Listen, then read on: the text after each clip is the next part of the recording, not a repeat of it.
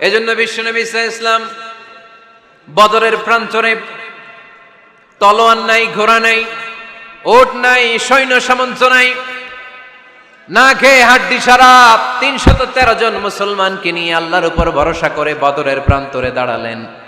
আর ওইদিকে কাফেরদের সৈন্যবাহিনী ছিল ১,০০০। কয় হাজার? মুসলমান কয়জন? মাত্র ৩১৩ জন। ওদের কাছে অস্ত্র শস্ত্রে সজ্জিত সেনাবাহিনী। বিশ্বনবীর ৩১৩ জনের কাছে তলোয়ার নাই, ঘোড়া নাই, কিচ্ছু নাই। বিশ্বনবী আল্লাহর উপর ভরসা করে এক মুষ্টি বালি নিয়ে ওয়াশাহাতিল ওযু, কাফেরদের চোখগুলো ধ্বংস হোক বলে তিনি বালুগুলো ছড়িয়ে দিলেন। মুহূর্তের মধ্যে ১,০০০ সৈন্যবাহিনীর কাফের সৈনিকদের চোখের মধ্যে ধূলিকণা পৌঁছে দিল কে? আল্লাহর হাবিব সাল্লাল্লাহু আলাইহি ওয়াসাল্লাম বদরের প্রান্তর থেকে এক মুষ্টি বালু নিয়ে বললেন শাহাতিল ওযু, বলে তিনি বালু ছুড়ে মারলেন। ১,০০০ সৈন্যবাহিনীর চোখের মধ্যে বালু ছড়াই দিছে কে? বুঝে শুনে উত্তর দিয়েন। এখানে ১,০০০ লোক দাঁড়ানো, আমি বালু নিলাম, গায়ের যত জোর আছে সবার চোখের দিকে মারলাম। ১,০০০ জনের চোখের ভিতরে ঢুকবে?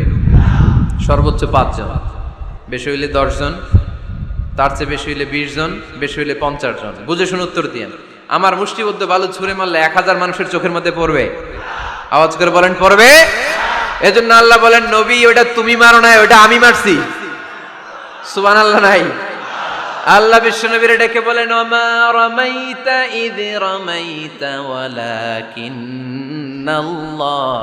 রামা। নবী হে, বালু তুমি ঠিকই তোমার হাতে নিয়েছো, কিন্তু আমি আল্লাহ নিজ দায়িত্বে ১,০০০ কাফেরের চোখের ভেতরে বালুগুলো পৌঁছে দিয়েছি। তাহলে বান্দা যখন নফল ইবাদত করে তখন বান্দার হাত আর বান্দার হাত থাকে না, ওইখানে আল্লাহর হাত যুক্ত হয়ে যায়। বান্দার পা থাকে না, সেখানে আল্লাহর পা যুক্ত হয়ে যায়। বান্দা যখন দেখে নিজ চোখে দেখে না, আল্লাহর দৃষ্টিশক্তি সেখানে যুক্ত হয়ে যায়। চিল্লায় বলেন ঠিক কিনা? এজন্য নফল ইবাদত করতে রাজি আছেন তো? সুনানে তিরমিজির বর্ণনায় আল্লাহর হাবিব সাল্লাল্লাহু আলাইহি ওয়াসাল্লাম বললেন হাদিসে কুদসি, কিয়ামতের দিন বান্দার যখন ফরজে ঘাটতি হবে, কিসে ঘাটতি হবে? ফরজে। আল্লাহ পাক বলবেন উনজুরু হাল্লি আবদি মিন তাতাবু, ও ফেরেশতারা দেখো তো আমার বান্দা নফল করছে কিনা।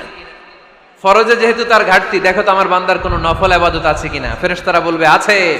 আল্লাহ বলবেন তাহলে ফরজগুলার যেহেতু ঘাটতি, নফল থেকে কিছু এনে ফরজে বসাই দিয়ে ওগুলোর ফরজ বানায় দাও। এজন্য নফল ইবাদতের দরকার আছে না নাই? ফরজ তো করাই লাগবে, এটা কম্পালসারি, এটার মাফ নাই, এটা অব্লিগেটরি। নফল করে আল্লাহর কাছে যাওয়া যায়, নফল হচ্ছে ওভারটাইম। নফল ইবাদত কেমন? আওয়াজ করে বলেন। তাহলে কোরআনের আলোকে আমরা জানলাম যে আল্লাহর কাছে যেতে হলে কি করতে হয়? সেজদা দিতে হয়। আর সুন্নাহর আলোকে আমরা জানলাম আল্লাহর কাছে যেতে হলে কি করার মাধ্যমে কাছে যেতে হয়? আওয়াজ করে বলেন। নফল ইবাদত করতে রাজি আছেন সবাই? সবচাইতে শ্রেষ্ঠ নফল ইবাদত হচ্ছে কোরআনের তেলাওয়াত, ঠিক কি না? আল্লাহর হাবিব সাল্লাল্লাহু আলাইহি ওয়াসাল্লাম বললেন নফল ইবাদতের মাধ্যমে আল্লাহর কাছে যেতে চাও, নৈকট্যপ্রাপ্ত বান্দা হতে চাও, আফদলুল ইবাদাতি তিলাওয়াতুল কোরআন। সবচাইতে যত নফল ইবাদতের লিস্ট হতে পারে, এই লিস্টে র‍্যাঙ্কিং এ ১ নাম্বার থাকবে কোরআনের তেলাওয়াত। এই কোরআন তেলাওয়াত করতে রাজি আছেন তো? আমার হাতে যে কিতাবটার নাম কি? সবাই বলতে পারেন নাই? আওয়াজ করে বলেন তো কিতাবটার নাম। এই কিতাবে ভুল আছে? সন্দেহ আছে? সংশয় আছে? এটা আলোর পথ দেখায়। এই কিতাব মানুষকে মানুষের মতো মানুষ বানায়, ঠিক কিনা? গরুর পেট থেকে বেরোলে ওটা গরু, ছাগলের পেট থেকে বেরোলে ওটা ছাগল হয়, মানুষের পেট থেকে বেরোলে ওটা মানুষ হয় না, ওটার মানুষ বানাইতে হয়। মানুষ বানানোর জন্য কোরআন পড়ার দরকার আছে না নাই? তাহলে নফল ইবাদত করে আমরা আল্লাহর নৈকট্য পেতে চাই। ১ নাম্বার যে ইবাদতের কথা আপনাদেরকে শোনালাম সেটা হচ্ছে কোরআনের তেলাওয়াত। রাজি আছেন সবাই? ফজরের পরেই এই নিমসার এলাকায়, এই কুমিল্লা এলাকায় কোরআনের সুমধুর বাণীতে আমাদের গ্রামগুলো মুখরিত থাকতে হবে। আওয়াজ করে বলেন ঠিক কিনা? একটা সময় ছিল আমার বাংলার ৬৮,০০০ গ্রাম থেকে ফজরের পর কোরআনের ধ্বনি শোনা যেত। ৬৮,০০০ গ্রাম থেকে মক্তবগুলো থেকে আল্লাহর বাণী শোনা যেত। কিন্তু এখন নানা ষড়যন্ত্রের কবলে পড়ে আমাদের মক্তব বন্ধ হচ্ছে, আমাদের কোরআন তেলাওয়াত থেমে যাচ্ছে। কোরআনের তেলাওয়াত কশিন কালেও থামায় দেওয়া যাবে না। চিল্লায় বলেন ঠিক কিনা? রোজ সকালে শুনতাম আগে আল কোরআনের বাণী রে, আল কোরআনের বাণী। এখন শুনি সারে গামার দীপ্ত ফ্যান ফ্যানানি। ধর্মপ্রাণ মুসলমান আজকাল হয়েছে মডার্ন ধর্মপ্রাণ। আমরা বড়ই ধর্মপ্রাণ, নামাজ রোজার কিছু নাই, ভুলেও ধরি না কোরআন। ধর্মপ্রাণ ঠিক না? প্রতিদিন কোরআন শিখায় যে তার পকেট যায় ফাঁকা রে, তার পকেট যায় ফাঁকা। সপ্তাহে 2 দিন গান শিখায় যে নেয় তো 1000 টাকা। ধর্মপ্রাণ মুসলমান আজকাল হয়েছে মডার্ন ধর্মপ্রাণ। ধর্মপ্রাণ আমরা বড়ই ধর্মপ্রাণ, নামাজ রোজার কিছু নাই, ভুলেও ধরি না কোরআন। ধর্মপ্রাণ। আমরা কি এমন ধর্মপ্রাণ হতে চাই? ফজরের পর আমাদের সিলেবাস কি? কোরআন তেলাওয়াত। আওয়াজ করে সবাই বলেন, ফজরের সালাতের পরে আমাদের প্রতিটি পরিবারে, প্রতিটি ঘরের সিলেবাস কি? তাহলে কোরআন তেলাওয়াত করব। 2 নাম্বার তাহাজ্জুদের সালাত পড়ব। কিসের নামাজ? হুজুর ফজরই পড়তে পারি না। ফজরই যে ফজর পড়ে তার জন্যই না তাহাজ্জুদ, ঠিক কি না? ফজরই তো পড়তে পারি না, তাহাজ্জুদ পড়ব কখন? তাহাজ্জুদ পড়লে আপনার মর্যাদা বাড়ায় দিবে কে?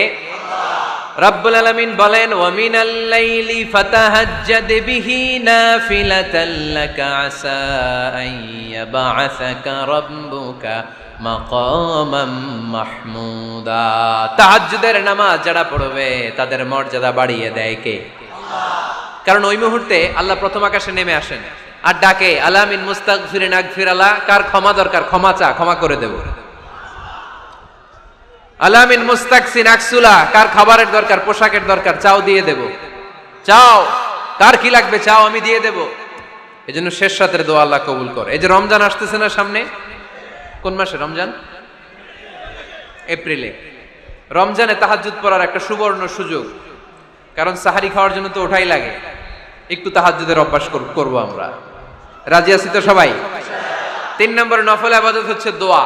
সবাই সবার জন্য দোয়া করব। অনেকে কয় হুজুর আমার দোয়া আমি করব, ওরটা ওই করব, এর লাগে আমি করুম কেন? আছে না নাই? এটা ভুল। নিজের জন্য করবেন, অন্যের জন্য করবেন। মা মিন আবদিন মুসলিম ইয়াদউ লি আখিহিল মুসলিম ইল্লা ক্বালা লাহুল মালাকু ওয়া লাকা বিমিসলিন। কোন বান্দা যখন তার ভাইয়ের জন্য দোয়া করে, ফেরেশতারা বলে, আল্লাহ এই দোয়াটা যে দোয়া করছে আগে তার জন্য কবুল করে নাও। আপনি দোয়া করলেন, আল্লাহ আমার ভাই অসুস্থ, তারে সুস্থ করে দাও। ফেরেশতারা বলে, আল্লাহ যিনি দোয়া করতেছে তার যদি কোনো অসুস্থতা থাকে আগে তারে সুস্থ করে দাও। তাহলে অন্যের জন্য দোয়া করলে লাভ আছে না নাই?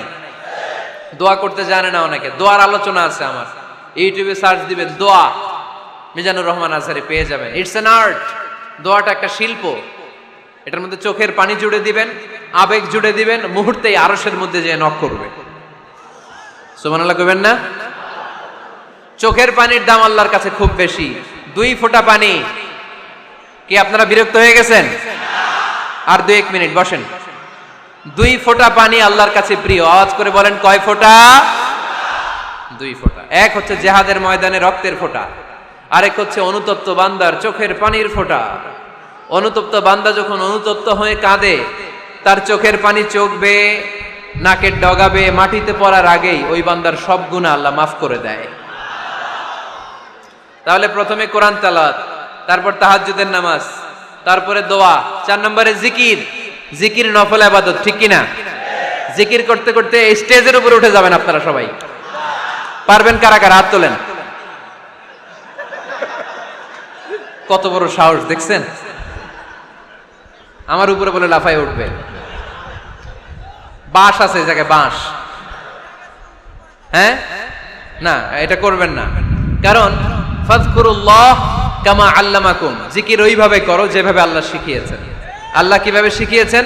ওয়াযকুরু রাব্বাকুম ফি নাফসিক। দেখেন জিকির করার পদ্ধতি কোরআন থেকে শুনেন। মনে মনে করো, তাদাররুআন সবিনয়ে করো, খিফাতান ভীত বিহবল চিত্তে করো, দুনাল জাহরি মিনাল কওল অনুচ্চ স্বরে, বেশি আওয়াজ করে লাফালাফি করো না। এটা হচ্ছে জিকির করার পদ্ধতি। জিকির করার পদ্ধতি আল্লাহর হাবিব শিখালেন, আহাব্বুল কালামি ইলাল্লাহি আরবাআ। আল্লাহর কাছে সবচেয়ে প্রিয় কথা কয়টি? 1 নাম্বার সুবহানাল্লাহ, 2 নাম্বার আলহামদুলিল্লাহ, 3 নাম্বার লা ইলাহা ইল্লাল্লাহ, 4 নাম্বার আল্লাহু আকবার। এর চেয়ে শ্রেষ্ঠ জিকির আর হতে পারে? আবার আল্লাহর হাবিব সাল্লাল্লাহু আলাইহি ওয়াসাল্লাম বললেন, মান ক্বালা লা ইলাহা ইল্লাল্লাহ দাখালাল জান্নাহ। একবার লা ইলাহা বলে যে মরতে পারবে তার জন্য জান্নাত ওয়াজিব করে দিবে কে? আল্লাহ। এই জিকিরগুলো করবেন হাতের গিড়ায়, আঙ্গুলের গিড়া আছে না, ডান হাত তুলেন তো, এরকম গিড়াগুলো দেখান তো আমারে, এইভাবে সুবহানাল্লাহ সুবহানাল্লাহ সুবহানাল্লাহ, এটা সুন্নাত, পাওয়া যাবে?